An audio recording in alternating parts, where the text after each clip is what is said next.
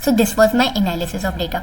Validity और reliability की अगर मैं बात करूँ तो priority will be given to data from academic journals. Obviously honestly speaking के एकेडमिक जर्नल से की सबसे ज़्यादा प्रायोरिटी है। ऑफिशियल गवर्नमेंट पब्लिकेशन, जाहिर है जो गवर्नमेंट पब्लिकेशंस होती हैं वो बहुत ज़्यादा वैलिडेट होती हैं। एजुकेशनल रिपोर्ट्स हल्की नहीं होती, वो भी बहुत ज़्यादा रिलायबल होती हैं।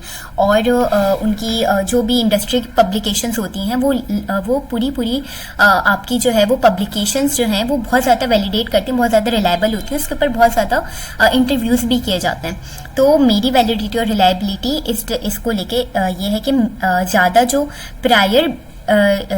प्रायोरिटी जो मैंने डेटा को दी है वो एकेडमिक जर्नल से दी है। इसके बाद अगर मैं एनालिसिस की बात करूं तो इस स्टडी के अंदर कंटेंट एनालिसिस जो है वो इस्तेमाल किया गया है। कंटेंट एनालिसिस से मतलब है मेरा प्राइमरी मेथड है। कंटेंट मैंने कहीं स्कूल से जाके नहीं उठाया, मैंने जो है वो रिसर्च, जितनी भी रिसर्च जो कि मैंने अपने लिटरेचर रिव्यू के अंदर दी हुई है वहाँ से है ना मैंने एनालाइज किया है और अपने जो मेरी प्रॉब्लम है उससे मैंने काफ़ी चीज़ों को कनेक्ट किया है। और गैप ये था कि मेरा जो डाउन टाइम था वो 3 डेज, सर्वर डाउन टाइम जो था वो 3 दिन तक जो वो प्रॉब्लमेटिक सिचुएशंस जो है वो डेवलप करवा रहा था।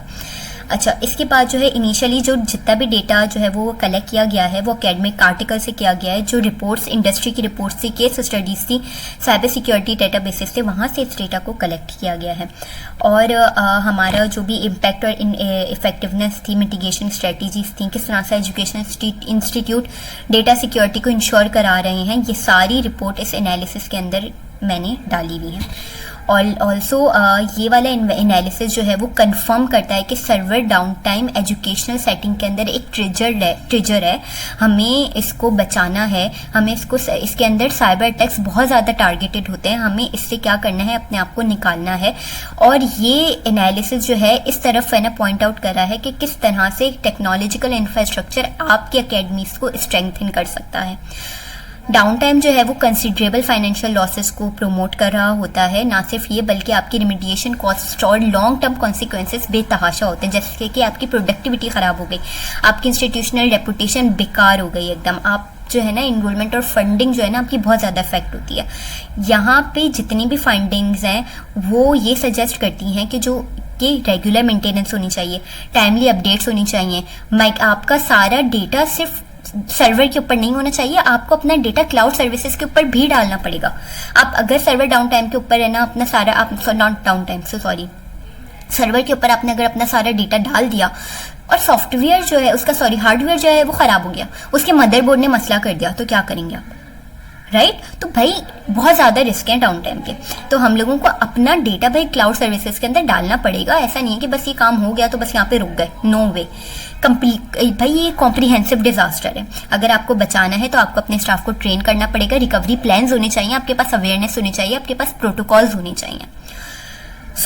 मैं कंक्लूजन की अगर बात करूं तो कंटेंट एनालिसिस जो है वो डेटा एग्जामिनेशन को इनेबल करता है। स्ट्रक्चर जो आप जो भी है ना स्ट्रक्चर प्रोवाइड करेंगे भाई आपकी इसकी अंडरस्टैंडिंग होनी चाहिए, आपको मल्टी फैसेटेड इश्यूज को पकड़ना आना चाहिए, आपको चाहिए कि आप किस तरह से लॉन्ग टर्म कॉन्सिक्वेंसेस के ऊपर काम कर सकते हैं। और ये जो भी इस रिसर्च के अंदर इंसाइट्स दी गई हैं, बहुत सारी रिसर्च के अंदर आपका सर्वर डाउन टाइम का बहुत ज़्यादा मसला है, तो सिर्फ वाहिद हल ये है कि आप जो है उसको क्लाउड सर्विसेज के ऊपर अपने डेटा को माइग्रेट करना शुरू कर दें। आप इस तरह से अपनी प्रोटेक्टिविटी को भी इन्हांस कर सकते हैं, आपको जो साइबर अटैक्स के थ्रेट्स मिलते हैं उससे भी आप बच सकते हैं।